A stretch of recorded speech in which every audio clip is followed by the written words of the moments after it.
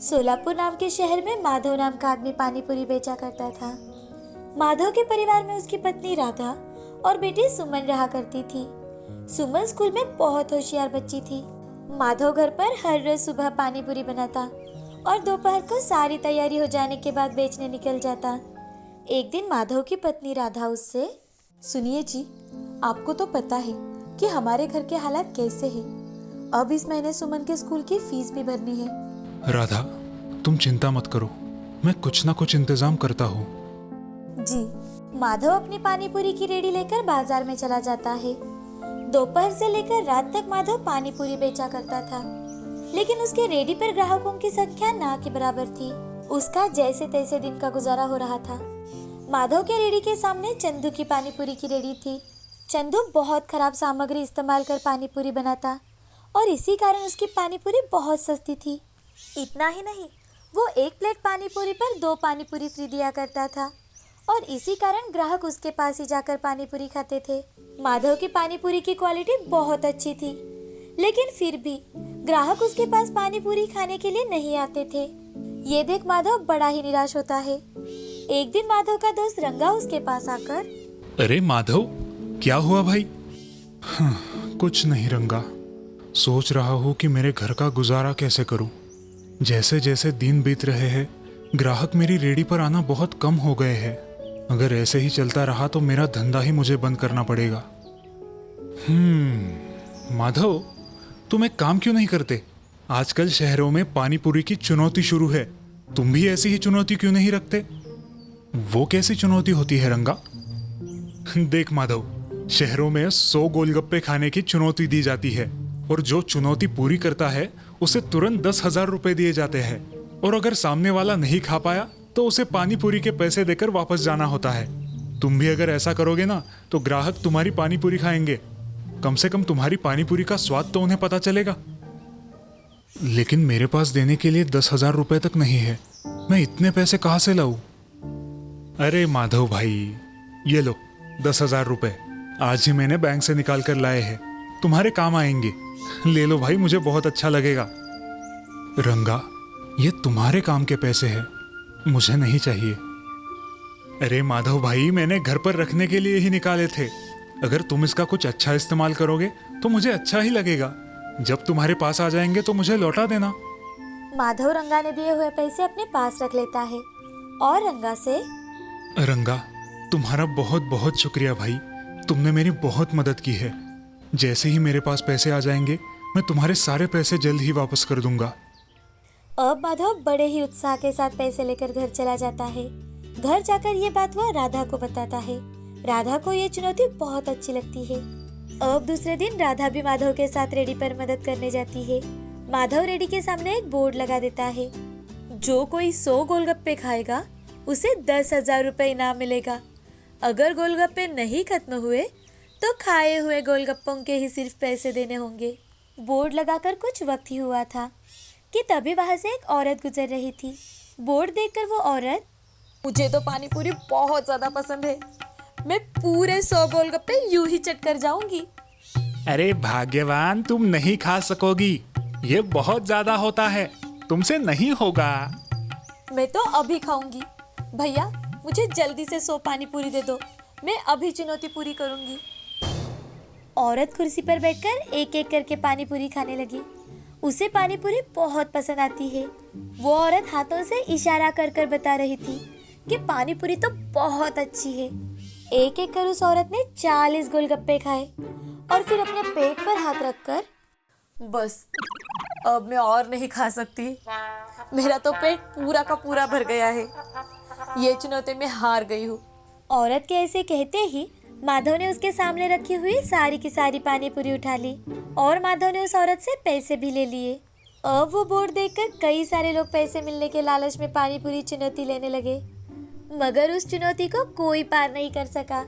लेकिन हाँ, अच्छी बात ये थी कि लगभग गांव के सारे लोगों ने माधव के पानी पूरी को टेस्ट किया था। अब लोग चंदू की पानी पूरी के बदले माधव की पानी पूरी खाना पसंद करने लगे। वो तिल मिलाते हुए माधव के पास आकर, अरे ये माधव, तूने चुनौती क्या रखी?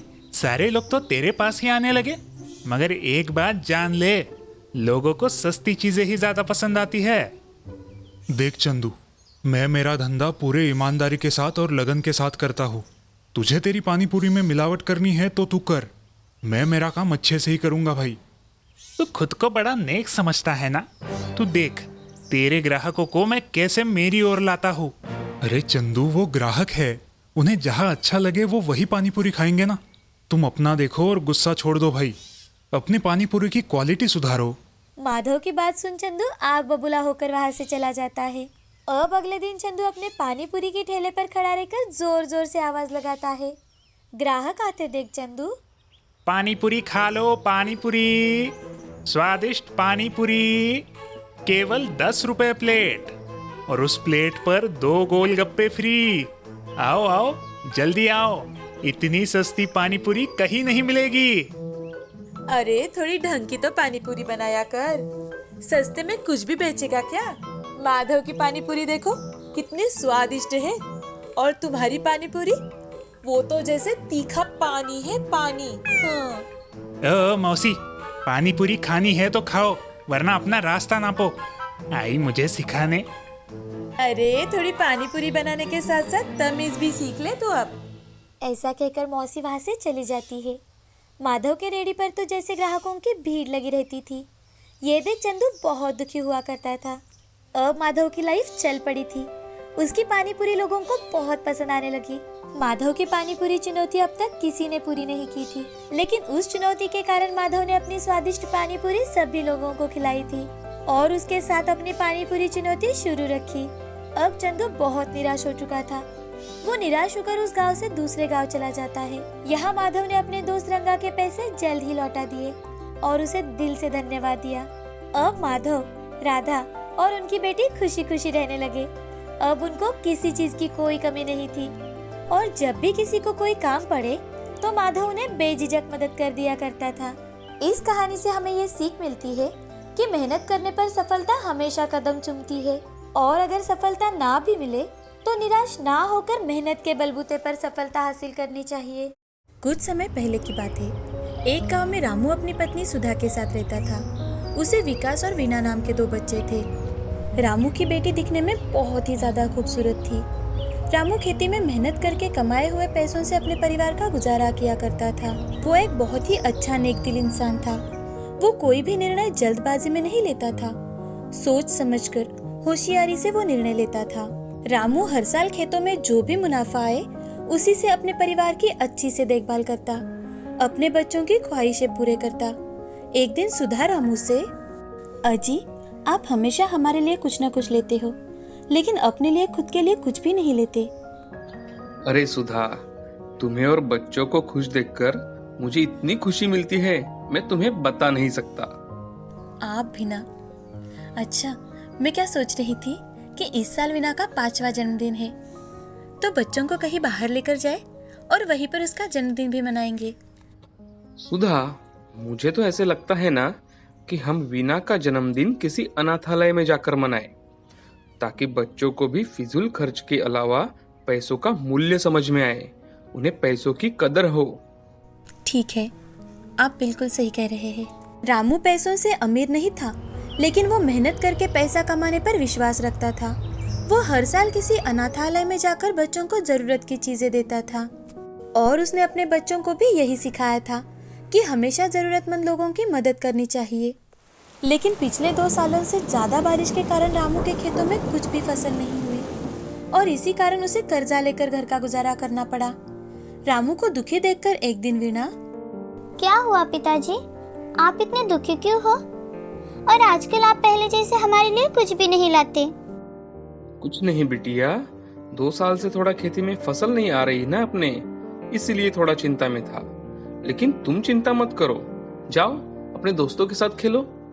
सुनिए जी, मुझे तो बड़ी चिंता लगी रहती है कि अब कैसे होगा।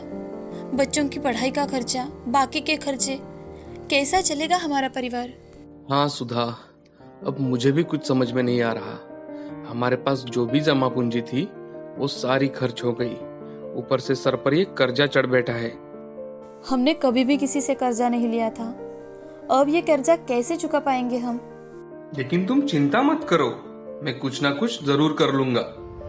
अगले दिन रामू बड़े ही उदास मन से खेतों की ओर जा रहा था कि तभी उसे रास्ते में रघु दिखाई देता है और वो रामू से, अरे क्या बात है रामू भाई, इतने दुखी क्यों हो तुम? अरे रघु भाई, मुझे इस साल की फसल से बहुत ज्यादा उम्मीद थी। अब तो मेरे पास का सारा पैसा भी खर्च हो चुका है, ऊपर से कर्जा लेना पड़ा। पता नहीं अब क्या होगा। अरे रामू भाई, इतना मत सोचो। चलो, अब शाम होने आई है, अब घर चलते हैं। हाँ भाई, तुम चलो, मैं एक बार खेत में चक्कर लगा कर आता हूँ। अब रामू अपने खेतों की ओर चला जाता है और खेतों में जाकर वो चक्कर लगा रहा था कि तभी उसे एक पंछी जख्मी होकर झाड़ियों में फंसा हुआ दिखाई देता है। तभी रामू अपने हाथों से उस पंछी को धीरे से बाहर निकालता है और एक कटोरी में पानी डालकर उसे पिलाता है और उस पंछी को आज़ाद कर देता है। जैसे ही वो पंछी आकाश में छलांग लगाता है तो वो पंछी देवता के रूप में बदल जाता है। ये देख रामू बहुत ही आश्चर्यचकित हो जाता है। उसे देख रामू, आप पंछी से देवता में कैसे बदल गए? ये सब मेरे अहंकार के कारण हुआ था।